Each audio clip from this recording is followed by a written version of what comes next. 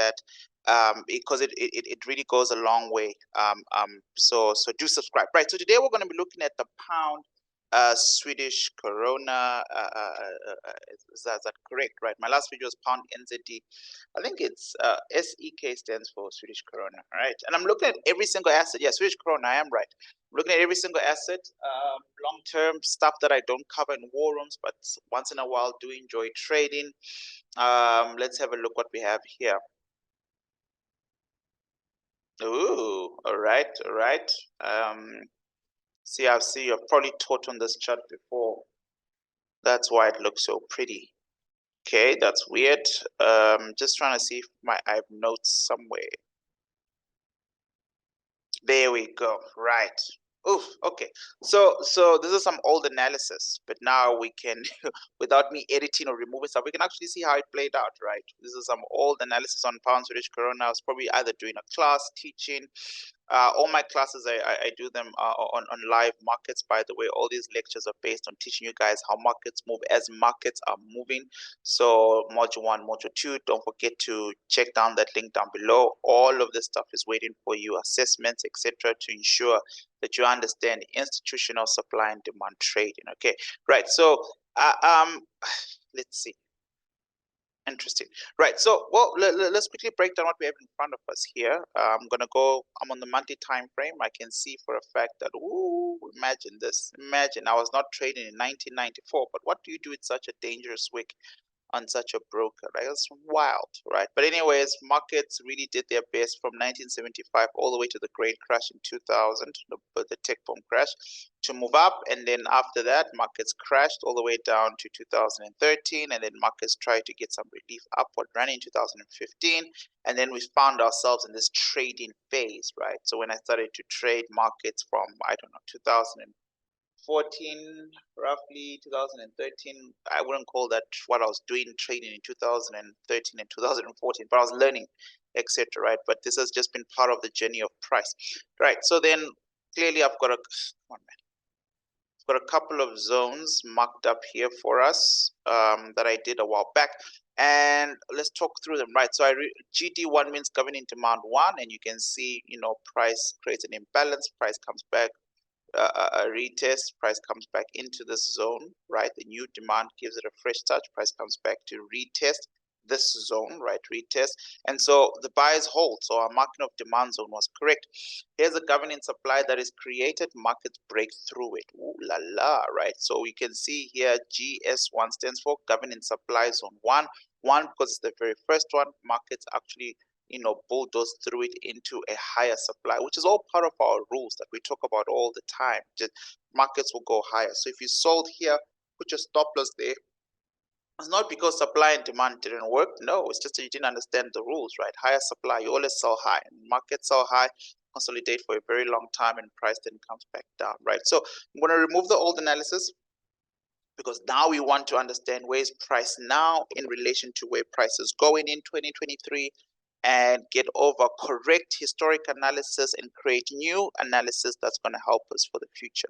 Right in front of you is a 12 months chart of the pound Swedish krona, which means every single candlestick in front of you represents 1 year. And I won't get tired of showing you this because I'm hoping you get sick and tired of not knowing.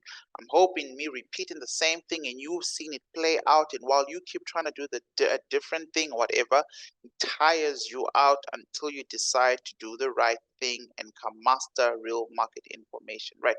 So we've got areas of value at play here. Obviously, this This is like an interesting broker data point. I don't know if you're going to find it everywhere. I'm thinking let's quickly have a look at the Saxo chart and capital.com just to see if all brokers have this. If they do, then we move on. Look at this. Just terrible information here. Not much to go with on capital.com. That's fine. I just want to see if that long wick is normal or if it was just a broker issue. All right. If it's normal, then other brokers would have printed it, right? So the answer I have for you is either it's not normal or yeah, because other market points don't go way back. So it's either it's just a broker thing or it was normal. I don't know. It's not that important to affect our trading. It's happening in 1994 anyways, right? So right now, for me, it seems like prices has a historical, alignment to go to the upside, but with no real demand at play since it was taken out. This was definitely taken out, and this definitely took whatever that was out. We might be going down for a very long time. And what type of long time is a long time? Very long time, right? Market's job is to fill wicks. And that's just how long that wick is. So this whole yellow zone, just imagine price taking its sweet time to fill this whole yellow zone over time. This is going to take years and years and years and years and years. And if it does do that, then that would dub this a sell profile asset, right? But let's see. Let's see where we at, right? So we've got the very first candlestick at the top here. And that's definitely a bearish engulfing pattern.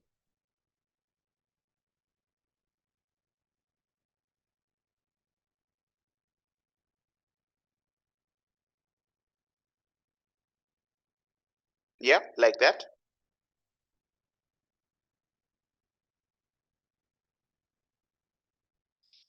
Okay, and look, price comes back into that supply, right? To triple confirm our analysis, price drops, price gives us another, weird window there. We're a strong bullish here just to, again, bearish engulfing patterns get retested. I've said this many times on the channel. If you've missed it, I hope today you don't miss it, right? We could acknowledge this. I think it's worth acknowledging. It's not the type of 365 imbalance we like to see, but we can agree that on the governing time frame, this will have an imbalance, or the 3 months chart at least. And then you've got this area here, all right, that price has already reacted to, but markets are now moving on to fill the wick, right? Markets are moving on to fill this wick here, right? So, we can expect upward pressure to retest this zone there, all right? So that's where we are on the 12-month chart. I don't really see anything that significant in terms of demands. Maybe this turning point there.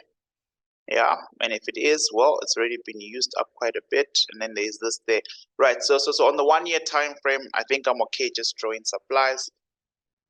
Let's see if we can get clarity on the 3 months chart.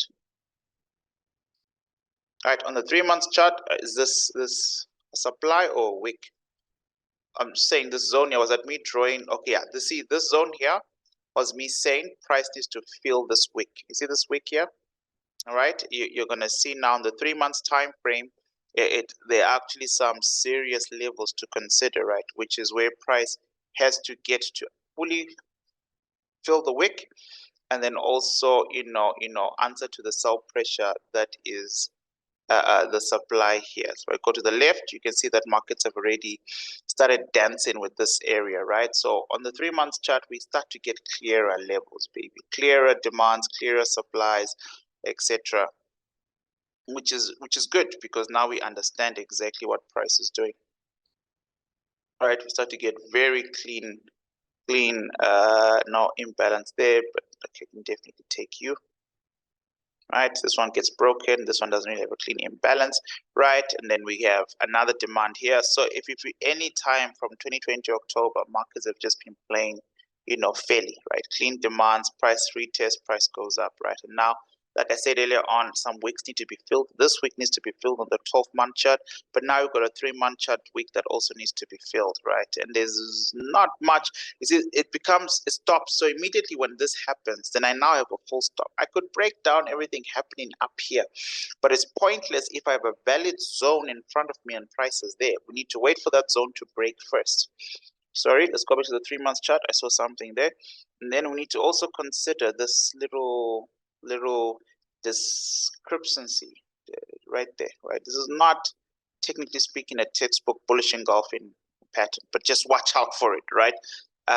You'll be surprised. And you want to watch out for it on smaller time frames. So on the 3 months time frame, you want to just check what it looks like on weekly and monthly, because on weekly and monthly there might actually be some solid demands in that yellow area there.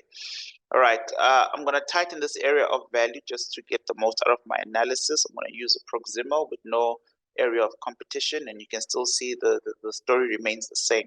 Right, now we go to our governing time frame, governor, right? So this is where that choppy area is, and that's where that demand fails to demand for me. All right, on the governing time frame, tightening the zone a little bit more, I'm going to take the proximal line of the highest selling point, which is all the way up there, and then I'm going to start to assess what's going on, right? So markets make it here on March 2022, so last year.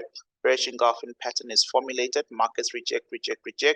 Only one strong week actually makes it all the way into a demand, clean demand, right? This week here, and then pushes price up. Hence, the 3 months bullish engulfing on this candle is very shaky. I can accept that, and I can even move on, right? Another one shaky, markets break and markets moving. So we have a fresh touch at a governing, no, I'm lying. Price did come back. Fresh touch happened here, retest, right? But we've got a very strong 3 month sequence of demands built on demands, and now on the monthly time frame, that trend is becoming clearer, right? On the monthly time frame, that trend is becoming clearer.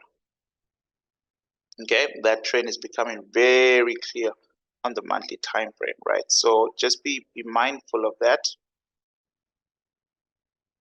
as you navigate. I like to draw my trend lines from A to B, so I don't focus on the other touches. I first focus on the first two, and then I just draw my trend line accordingly, right? So if I look at the first two, you can see that price has just been, really trying to maintain a tight narrow path.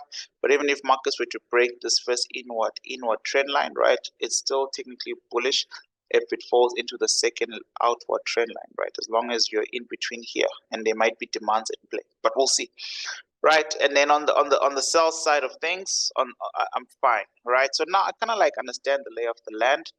And there's once again no point in dealing with anything above here, because this is what's in control right now. There's areas that I keep refining are the areas of value in control. They're the areas that are going to affect my trading in the month of May, and most likely in the month of June of 2023, maybe 20, and maybe July as well, right? So there's no point in breaking down stuff that's irrelevant right now. Weekly time frame, we want to get to a true sell, peak supply, etc. But we also want to map out some buys. So you see this dotted line is where price is today. Price is negotiating the weekly supply that is not in alignment with the governing supply, right? So I'm not too worried about that. Even if it gives birth to a few retracements, it's fine. I'm now going to tighten my weekly area to cover the next set of supplies within alignment, which is supply 2 here and supply weekly 1 there, right? Price has to arrive there first. As price arrived, all right, let's draw a horizontal line. It looks like price has already arrived there once upon a time. So just below there, let's make it blue, I guess, so you can see, and let's make it a little bit neater so this blue line, I'm simply mapping out the area of competition on this weekly supply. Bam, right there. Man, I'm not even doing analysis. I'm teaching, guys. This is important. I know it's not sexy. Look at my Bugatti. I don't have a Bugatti. I don't like Bugattis. I don't like supercars. Actually, I don't like. I'm a very classical Jaguar. If you've seen me, never mind. But is this? I know it's not your sexy trader YouTube content, and that's just how it will always be. If you're subscribing, just be aware of that. My lifestyle has nothing to do with your profitability. And if you need me to show you my lifestyle and you're not hearing what I'm saying and testing what I'm saying, then you're wasting your time, and I'm wasting your time, and you potentially would be wasting my time if you wanted me to mentor you, because I'm not a lifestyle person. Yeah, there's a lot of money in forex, but it takes a lot of discipline and hard work, and I really want people to focus on the discipline and hard work, right? So supply, right? If we go at Kinihashi, you already saw the blue line while I was talking away, right? Markets have made contact with that first supply. which is within sequence, right? There it is there, right? And then there's a second one there, all right? But price has only been there only once. So markets are now slowly but surely making their way up, right? So that's what's happening right now in front of us. That's what's happening right now in front of us. Okay. And that's on the weekly time frame. On the weekly time frame, is there a need for us to clean up our demand zones? There's the last one. Following that inward trend line that I drew on the monthly, you see that, right? See that psychological stuff, man, works, right? And that's the only one. That's the only one. I'm not drawing that. Yeah, sure, that too maybe. It's gonna be very ugly to deal with, but yeah, it's there. It's there. Okay, that's there too. So just be mindful of that. So markets are quite consistent in building these platforms. When I used to teach my classes live, I think it was Patience, a student from Harare, Zimbabwe, if I'm not mistaken. And I think we both agreed to call this the ladder to heaven, right? When you see order blocks, buy blocks, just formulating a ladder sequence, right? And supplies do the same thing, a ladder to hell, like a downward path. Right, so this is just to ensure that if price is to react to these sell areas, it doesn't fall forever. Right, it does not fall forever. All right, so looking at the almost short to medium term, my weekly time frame is slowly starting to annoy me as a trader, because where am I going to make my 1:3 risk reward ratio? And that's so important to me, right? So that area that we drew, where price made contact with the area of competition of the weekly supply after tightening it up, in itself creates some type of imbalance, right? And markets surely have been there a couple of times. This is what price looks like here on the daily time frame, right? Markets broke this demand, didn't get all the way down here, right? And or maybe tried to anyways. On a daily demand, bearish engulfing pattern, we know it's going to be removed. This supply, we know potentially might be even removed, because there are higher supplies there, right? And honestly, I don't want to trade pound Swedish krona, right? The levels are not as clear as I'd like them to be. Let's see. Let's go to the left and see. So there's sell pressure here. Sure, not the one I'm most worried about. I'm more worried about what's in this cluster here for daily supplies. This is one of the few charts I'm happy to just let them play out without me. Right, so this is that first touch was here on that area of value. There's a mini peak there. There's a higher supply here, and this higher supply in here is, dealing with this stuff. This is what was used originally in 2015 to push price down, right? This was that long drop you see in front of you. But this area was never broken, so we don't even know how many sell orders are in it, right? But there was fresh touch retest, so we can imagine it's weak. And even if it's weak, there's also this annoying part all the way up there, right? So yeah, man, I'm not that keen to trade blows. I would very much rather, trade Swedish krona as a day trader. Find out the trend on the daily, and then have 1 hour, 1 hour to 15-minute entries. And right now the trend might be slightly leaning towards the upside because this whole chart is out of alignment, and that's just part of life, right? So for me, this was a learning chart, not a trading chart. I repeat, I'm not really keen to trade. Right now we just marked up some zones, and I'm going to make a note in my trading journal that is a learning chart. It's not something to write home about, right? Otherwise, I do hope you learned something though. Don't forget to hit the link down below to join us, and I'll see you in the next video. 3, 6, 5. Peace.